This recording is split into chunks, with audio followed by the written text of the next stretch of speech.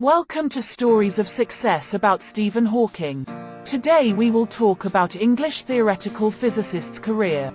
Stephen William Hawking was an English theoretical physicist, cosmologist, and author who, at the time of his death, was Director of Research at the Centre for Theoretical Cosmology at the University of Cambridge. Between 1979 and 2009 he was the Lucasian Professor of Mathematics at the University of Cambridge. Hawking was the first to set out a theory of cosmology explained by a union of the general theory of relativity and quantum mechanics. He was a Fellow of the Royal Society, a lifetime member of the Pontifical Academy of Sciences, and a recipient of the Presidential Medal of Freedom. His book A Brief History of Time appeared on the Sunday Times bestseller list for a record-breaking 237 weeks. In 2002, Hawking was ranked number 25 in the BBC's poll of the 100 Greatest Britons. He died on the 14th of March 2018 at the age of 76, after living with motor neurone disease for more than 50 years. In 1969, Hawking accepted a specially created fellowship for distinction in science to remain at Keys. In 1970, Hawking postulated what became known as the second law of black hole dynamics, that the event horizon of a black hole can never get smaller. In 1973, Hawking moved into the study of quantum gravity and quantum mechanics. His results, which Hawking presented from 1974, showed that black holes emit radiation, known today as Hawking radiation, which may continue until they exhaust their energy and evaporate. Initially, Hawking radiation was controversial. By the late 1970s and following the publication of further research, the discovery was widely accepted as a significant breakthrough in theoretical physics.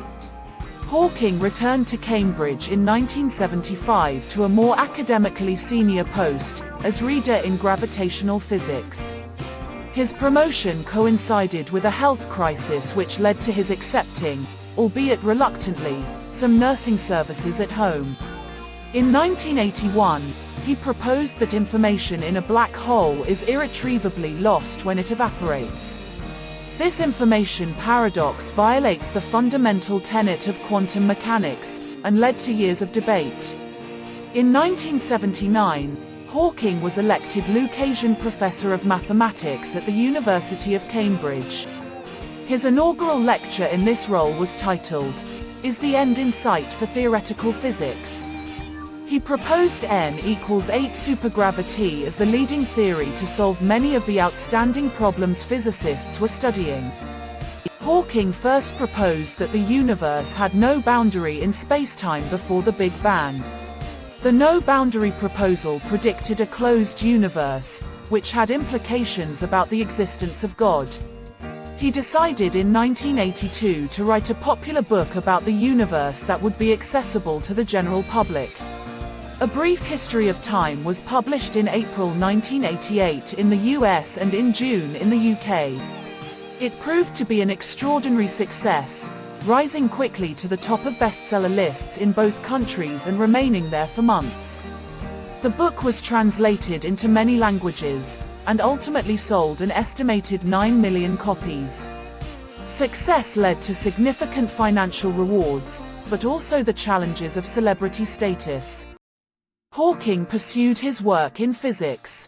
In 1993 he co-edited a book on Euclidean quantum gravity with Gary Gibbons.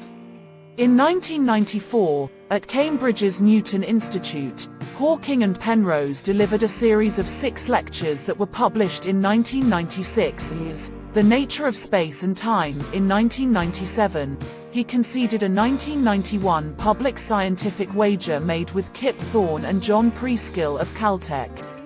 A film version of A Brief History of Time, directed by Errol Morris and produced by Steven Spielberg, premiered in 1992.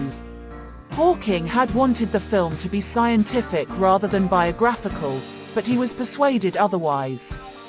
Hawking continued to travel widely, including trips to Chile, Easter Island, South Africa, Spain, Canada, and numerous trips to the United States.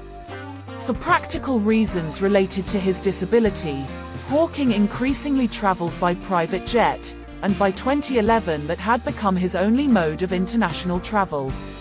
He continued to write for a popular audience, publishing The Universe in a Nutshell in 2001, and A Briefer History of Time in 2005. In 2006 he developed a theory of top-down cosmology, which says that the universe had not one unique initial state but many different ones. By 2003, consensus among physicists was growing that Hawking was wrong about the loss of information in a black hole. In a 2004 lecture in Dublin, he conceded his 1997 bet with Preskill, but described his own, somewhat controversial solution to the information paradox problem. In 2002, following a UK-wide vote, the BBC included Hawking in their list of the 100 greatest Britons. In 2007, Hawking and his daughter Lucy published George's Secret Key to the Universe, a children's book designed to explain theoretical physics. As required by Cambridge University policy, Hawking retired as Lucasian Professor of Mathematics in 2009. On the 20th of July 2015, Hawking helped launch Breakthrough Initiatives, an effort to search for extraterrestrial life. In July 2017, Hawking was awarded an honorary doctorate from Imperial College London. His final paper, A Smooth Exit from Eternal Inflation, was posthumously published in the Journal of High Energy Physics on the 27th of April 2018. This was a story of success about Stephen Hawking's career. If you enjoyed this, make sure to subscribe and join us for more.